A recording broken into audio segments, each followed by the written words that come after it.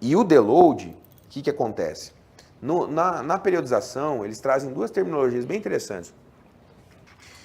No fisiculturismo, eu acredito muito que o deload funciona porque a gente tem load, né? Para pangaré de academia, não adianta pensar em deload. Para ter deload, tem que ter load, né? O cara não tem load, como é que vai fazer deload, né? Então, eles usam dois termos, né? Não sei se vocês já viram da onde vem esse termo aqui, ó. Peak week. O que significa peak week? Isso. Pico, peaking, né? Mas no esporte, nos esportes que não bodybuilding, o que um atleta faz na peak week? Ele reduz as cargas, reduz o volume um pouco e come. E o que a gente está fazendo na porra da peak week? Sofrendo, desidratando. O nosso esporte é único. E nós temos uma pequena diferença ainda para o MMA ou para as lutas. Por mais que o atleta de luta MMA tenha que bater peso, e depois que ele bate o peso, ele pode beber água à vontade. A gente aí nem isso pode. Então, a nossa situação é muito distinta. A nossa peak week é um negócio meio esquisito. É pique físico. Não é pique rendimento, é pique físico, né? Porque, na verdade, o rendimento tá uma bosta, se for olhar por cima, né? Então, isso vem disso, semana de pico, mas é pico da estética. Não é pico da força, pico da recuperação, porque nós não estamos assim lá no bodybuilding, né? E aí eles usam um outro termo que é taper. Taper ou tapering. Mas quando você vai estudar o tapering, ele diz que o tapering é mais utilizado como um mecanismo pré-competitivo. É como se fosse a nossa peak week. Então seria uma semana ou duas antes da competição. Só que o deload, quando você vai estudar ele, os autores colocam que o deload pode ser feito em qualquer momento do ano. Então, enquanto que praticamente é a mesma coisa, o taper seria um termo mais específico para o pré-competitivo e o deload seria para qualquer situação, incluindo pré-competitivo. Então, na literatura é bem difícil. Quando você pega os estudos, eles falam em deload a cada 8 semanas ou falam em deload a cada 3 meses. Vou pegar o exemplo do Maradona. Quando a gente ficou em quarto em Chicago, que para mim foi o melhor físico dele, assim, depois que ele ficou famoso, para mim foi o melhor físico dele. Foi quando ele treinava lá em Brasília direto, assim, era uma semana de porrada.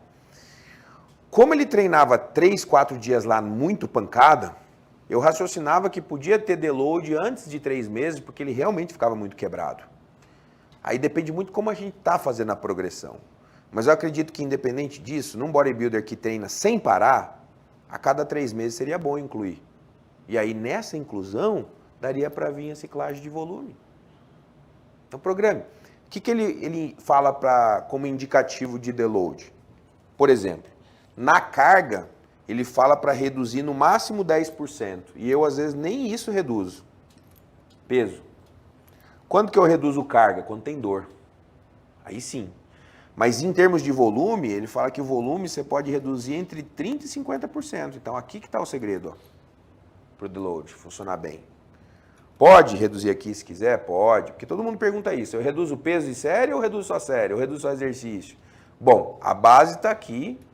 Também pode reduzir aqui, mas aqui não precisa reduzir tanto, a não ser que você tenha dor articular ou muscular.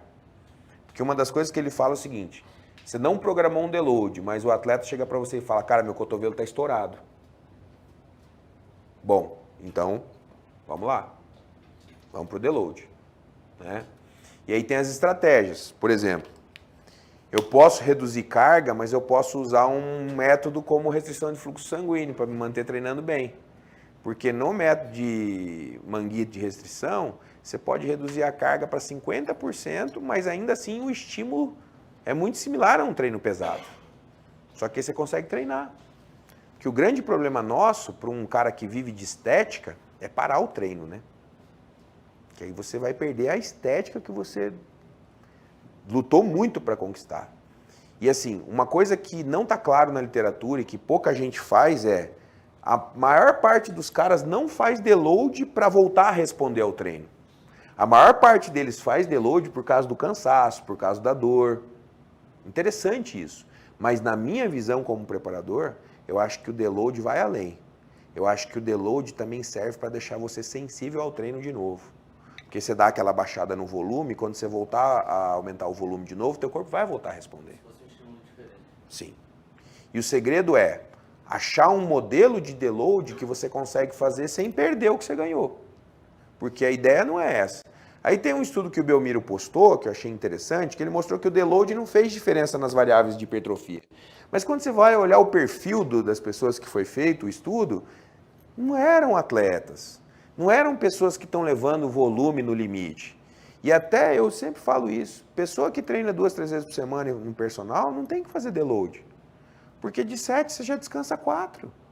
Deload para quê? Né? Então acho que essas questões é que confundem muito.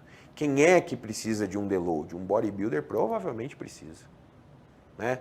Quem aqui nunca chegou para fazer o cardio e viu que não conseguia mal andar na esteira direito? Várias vezes já aconteceu isso comigo. Pô, tem dia que eu vou fazer a aerobike em casa, eu rodo pesadão, benzaço. Tem dia, cara, que eu fico assim, ó, meu Deus do céu. Tipo, 10 minutos parece 1 hora. E você vê que a coxa está cansada.